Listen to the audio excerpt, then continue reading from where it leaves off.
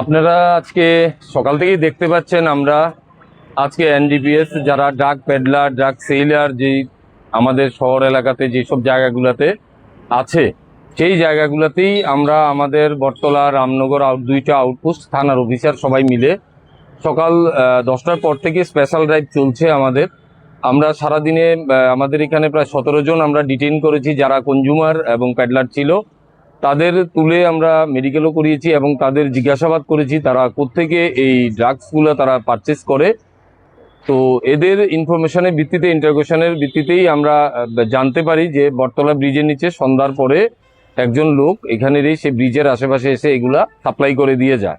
সেই মোতাবেক ওসি বটতলা এবং অন্যান্য স্টাফ সিভিল ড্রেসে আমাদের বটতলা ব্রিজের এখানে আমরা একটা পার্টি ডেপ্লয় করার পরেই কিছুক্ষণ আগেই আপনারা দেখতে পেয়েছেন এখানে একটা লোক এখানে একটা সেল করতে এসেছে।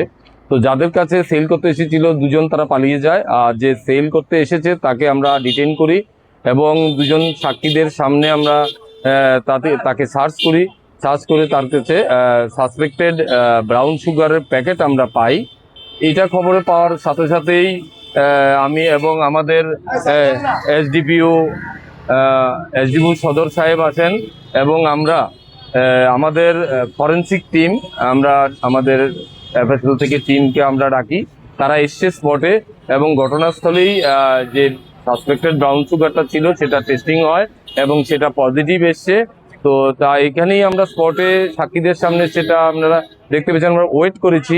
এটা 5.28 গ্রাম হয়েছে এটার ওজন। তো আমরা এগুলো এখন সিজার প্রসেসিংয়ে করছি। আমরা পেকিংয়ের পরে আমরা একটা সোমোটো কমপ্লেন দিয়ে তার এগেইনস্টে একটা কেস নেব এবং তার সাথে আরও কে জড়িত আছে তাদেরও আমরা খুঁজে বের করে আমরা তাদেরও অ্যারেস্ট করব।